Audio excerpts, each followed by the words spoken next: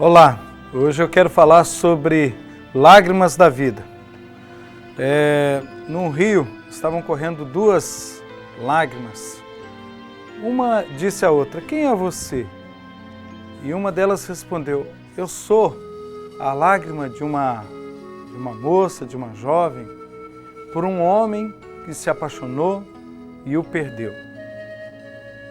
E ela perguntou: "E você, quem é?" E a outra lágrima diz o seguinte: "Eu sou a lágrima que conquistou esse homem que você perdeu." Essa pequena ilustração, meus queridos, nos afirma, nos mostra claramente que nós choramos muito por aquilo que perdemos, mas não sabemos que muitas vezes aquilo que foi perdido foi o melhor. Às vezes a gente só pensa em perda mesmo, né? Perda total. Tem gente que até hoje fica lamentando por alguém que se apaixonou e foi embora, por um emprego que não aconteceu, por um estudo que não concluiu. Tem pessoas que ficam a vida inteira amarguradas. Nós conhecemos pessoas que nunca mais se casaram por uma decepção amorosa. E as pessoas falam o seguinte: "Eu me apaixonei pela pessoa errada." Tem famílias que lamentam a vida inteira porque o pai, num jogo de carteado, perdeu tudo. Geração após geração fica lamentando: "Nós podíamos ser tão ricos, bem de vida, se o nosso bisavô não tivesse perdido tudo." Tem gente que passa a vida toda lamentando, ao invés de viver a vida. Aqui nós temos o exemplo de duas lágrimas. Uma de uma moça que desejava tanto um homem e não conseguiu conquistá-lo. E a outra que se apaixonou pelo mesmo homem e o conquistou, mas viu o quanto cruel e terrível que esse homem era. Muitas vezes você está aí chorando também por algo que era para ser perdido. Por incrível que pareça, era para ser perdido.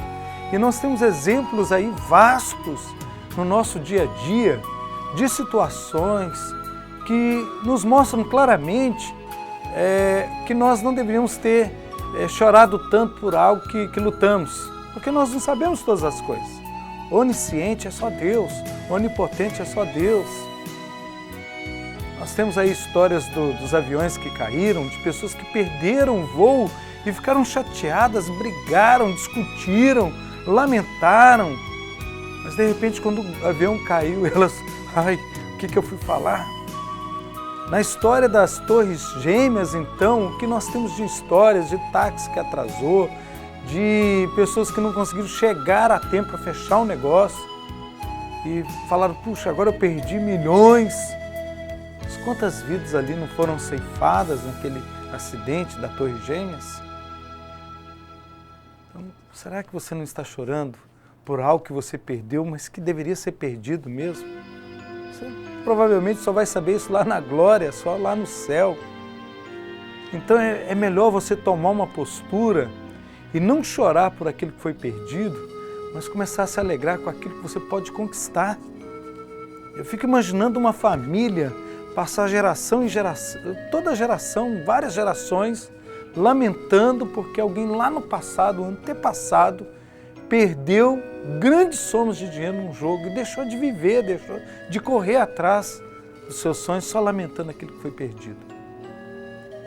Eu creio que se a primeira geração tivesse dito o seguinte: "Olha, eu vou acertar minha cabeça, não vou fazer como o meu antepassado, vou lutar, vou trabalhar, vou buscar com os meus próprios recursos, com as minhas próprias forças, com o suor do meu rosto, eu vou procurar, eu vou reverter a situação e mudar essa maldição, né, na minha família."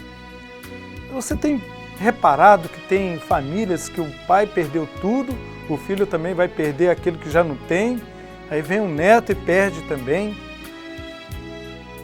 E a família passa a vida toda só lamentando pelo que perdeu. Meus queridos, está na hora de pensarmos naquilo que podemos conquistar, naquilo que podemos ganhar e seguirmos em frente. O apóstolo Paulo foi um homem que serve, claro, depois de Jesus, né? Nós vemos ali na Bíblia, no Novo Testamento mais precisamente, que nos serve muito de exemplo. Ele mesmo vai dizer o seguinte: sede meus imitadores, como eu sou de Cristo. E o apóstolo Paulo, ele se tornou um homem rico, um homem sábio, foi criado aos pés de um rabino, de um homem de uma intelectualidade exemplar naquela época, uma erudição fora do normal. Ele foi criado aos pés de Gamaliel, recebeu a melhor instrução, ele era cidadão romano, era família nobre, o apóstolo Paulo. E ele queria estar bem com todo mundo, até com o próprio Deus. Pegou a autorização do Sinédrio. Naquela época o Império Romano tinha muita ligação com os judeus, e os judeus tinham uma certa liberdade dentro do Império. E Paulo, então, com aquelas cartas, com aqueles documentos, ele poderia fazer o que quisesse. E o intento dele, a vontade dele era perseguir os cristãos. Ele queria matar os cristãos, em nome de Deus. Ele era judeu e você vai perseguir os cristãos. E a caminho de Damasco, a Bíblia relata que ele vê um clarão, o cavalo também ali de repente para, ele cai do cavalo, literalmente falando, e no chão ele ouve uma voz: Saulo, Saulo, por que me persegues? Interessante que o nome dele, anterior à sua conversão, era Saulo, que significa grande. E Paulo já tem um significado de pequeno. E Deus então moeu Paulo, reduziu Paulo, peneirou a vida de Paulo, até ele se tornar um homem pequeno, mas grande nas mãos de Deus. E esse homem agora vai sofrer muito. Primeiro os cristãos duvidando da conversão dele. Até que Barnabé, um homem, pai da consolação, introduz e apresenta Paulo aos cristãos. E ele vai sofrer agora açoites, vai apanhar em nome de Jesus, vai ser preso, vai ser condenado. E a tradição vai até falar de martirizado por causa do nome de Jesus. Vai sofrer naufrágios. E ele, que era um homem rico, vai experimentar pobreza também, vai fabricar tendas para sobreviver, vai receber oferta das igrejas. Ele vai dizer em 1 Coríntios sobre isso. E, meus queridos, Paulo vai chegar ao ponto de dizer assim em Filipenses, que é a carta do cárcere, onde ele estava preso em Roma. É a carta onde mais tem na Bíblia a seguinte expressão: regozijai-vos sempre no Senhor. Um homem dentro da prisão, dizendo: olha, alegria máxima só no Senhor. E ele vai escrever então em Filipenses 4:11 o seguinte: eu aprendi em qualquer situação a contentar-me com o que tenho. Aprendi a viver em toda situação, na nudez, na riqueza, na pobreza, a viver da mesma forma, confiando, entregando a minha vida a Jesus. Então Paulo não era um homem de se abater. Ele serve de exemplo para você e para mim, porque ele fala: sede meus imitadores como eu sou de Cristo. Então, meus queridos, não se abatam. Fracasso é desistir antes da hora. Comece a pensar nos sonhos, na esperança, naquilo que vai alavancar a sua vida. Ao invés de ficar pensando naquilo que foi perdido, nas oportunidades que se passaram, naquilo que não aconteceu, que deveria acontecer. Comece a construir o seu presente e você vai colher um futuro diferente, dependendo da sua postura hoje. Quero orar por você. Eu sou o pastor Gilberto, ali da Primeira Igreja Batista. Vamos orar?